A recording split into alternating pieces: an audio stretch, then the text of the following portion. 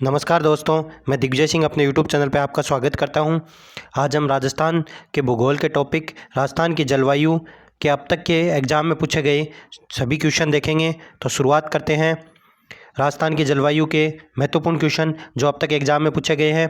आज का first question है, कोपेन के अनुसार या कोपेन के जलवायु वर्गीकरण में निम्न में से कौन सा सही सुमेलित है, यानी कि इनमें से कौन सा सही सुमेलित है आपको ये बताना है। ये देखो, संस्कृत शिक्षा प्रधानाध्यापक, प्रयोगशाला लैब असिस्टेंट और आरएस तीनों में पूछा गया है।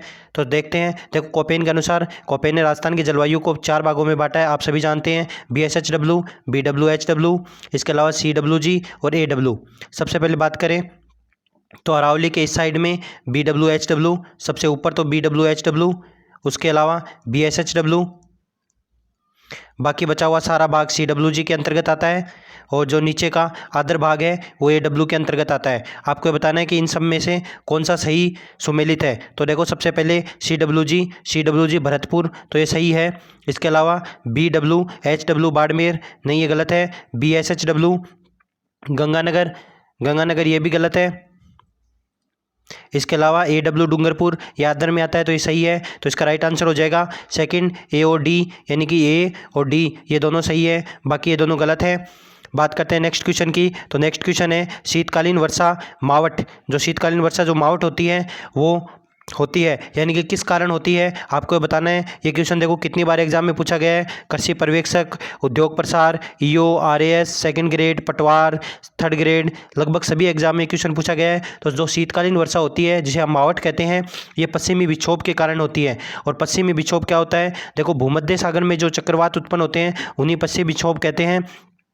और इन्हीं के कारण राजस्थान में शीत ऋतु में जो वर्षा होती है वह मावट कहलाती है। और ये मावट का होने का कारण क्या है, भूमध्य सागर में अगर यदि चक्रवात आएंगे तो हमारे यहाँ शीत ऋतु में वर्षा होगी, जिसे हम मावट कहते हैं।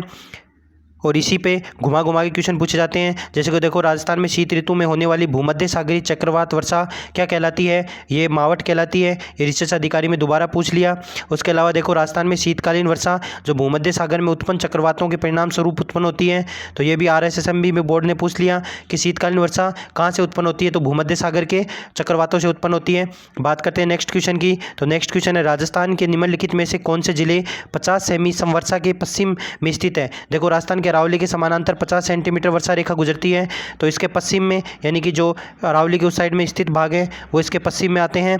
तो इसका राइट आंसर देखो कौन कौन पश्चिम में अवस्थित है, तो दौसा, चूरू, हनुमानगढ़, भीलवाड़ा। तो देखो इसमें से B यानी कि चूरू उस समय उधर स्थित है और हनुमानगढ़ ये दोनों उस साइड में स्थित है। तो इसका राइट आंसर क्या होगा, B और C, यानी कि ये दोनों की दोनों 50 सेंटीमीटर वर्षा के उस साइड में स्थित है। तो बात करते हैं नेक्स्ट क्वेश्चन की। तो देखो नेक्स्ट क्वेश्चन है, राजस्थान में कौन से क्षेत्र अर्धशुष्क या स्टेपी जलवायु प्रदेश के अंतर्गत आते हैं। आपको बताना है कि कौन से जो अर्धशुष्क, देखो राजस्थान के ऊपर की साइड में एक शुष्क होता है और एक होता है अर्धशुष्क। शुष्क और अर्धशुष्क दो भागों में बांटा गया है। इसने अर्धशुष्क का पूछा है, तो इसका राइट आंसर हो जाएगा जालोर, पाली, जोधपुर, नागौर, सीकर। ये जो ऊपर वाले शुष्क गंगानगर, हनुमानगढ़, बीकानेर, इनको छोड़कर इसके अलावा जो बेल्ट होता है रावली के समानांतर वो सारा अर्धशुष्क में आता है। जालोर, पाली, जोधपुर, नागौर, सीकर, झुन्नू ये सारे अर्धशुष्क में आएंगे। इसके अलावा बात करते हैं नेक्स्ट की। तो नेक्स्ट है, राजस्थान में NBPGR का प्रादेशिक केंद्र कहाँ स्थित है। तो NBPGR का मतलब अगर इसकी बात करें तो इसको राष्ट्रीय पादप आनुवांशिक संस्थान ब्यूरो या फिर national bureau of plant genetics resource के नाम से जाना जाता है और ये राजस्थान में जोधपुर में स्थित है। इसके अलावा बात करते हैं कि झालावाड़ और बांसवाड़ा किस जलवायु खंड में सम्मिलित है, यानी कि किस जलवायु खंड में आते हैं। तो देखो, झालावाड़ और बांसवाड़ा दोनों ही आर्द्र हैं, तो इसलिए ये अति आर्द्र प्रदेश में आएंगे जहाँ सबसे ज़्यादा बारिश होती है। इसके अलावा बात करते हैं, ये भारतीय मौसम विज्ञान के अनुसार राजस्थान को 5 भागों में बांटा गया है, जिसमें ये अति आर्द्र, आर्द्र और ये अर्धशुष्क और शुष्क और उपार्द्र प्रदेश हैं। ये मैंने आपको अलग से पढ़ा रखा है, उसमें आ जाएंगे। बात करते हैं नेक्स्ट की, निम्नलिखित में से कौन सा कृषि जलवायु खंड राजस्थान का सबसे बड़ा है। ये देखो, मैंने एक वीडियो डाल रखा है जिसमें कृषि जलवायु खंड का एक छोटा वीडियो है, जिसमें आपको कृषि जलवायु खंड से जितने भी क्वेश्चन है वो सारे क्लियर हो जाएंगे, तो आप वो देख सकते हैं। तो इसका राइट आंसर होगा ऑप्शन C 1C, जो कि राजस्थान का सबसे बड़ा कृषि जलवायु खंड है। इसके अलावा बात करें, राजस्थान में मई और जून में सर्वाधिक धूल भरी आंधियां किस जिले में आती हैं। आपको बताना है कि राजस्थान में सबसे ज़्यादा आंधियां किस जिले में चलती हैं। तो जो सबसे ऊपर है तो सबसे ऊपर सबसे ज़्यादा आंधी चलेगी तो यहाँ गंगानगर, उसके बाद बीकानेर, और ऐसे करते हुए इस क्रम में नीचे तक आती रहती है। तो सबसे ज़्यादा जो आंधियाँ इनमें से वो श्री गंगानगर में चलेगी, तो इसका राइट आंसर हो गंगानगर। अगर गंगानगर ऑप्शन नहीं होता तो उसके नीचे बीकानेर, दूसरा ऑप्शन बीकानेर होता। बात करते हैं नेक्स्ट की, तो बीकानेर, जैसलमेर, चूरू राजस्थान की किस कृषि जलवायु खंड में सम्मिलित है। ये देखो दोबारा कृषि जलवायु खंड का क्वेश्चन आ गया। तो कृषि जलवायु खंड, जितने भी कृषि जलवायु खंड है उनके सबके शॉर्ट ट्रिक और उनके माध्यम से मैंने एक वीडियो डाल रखा है कृषि जलवायु खंड का।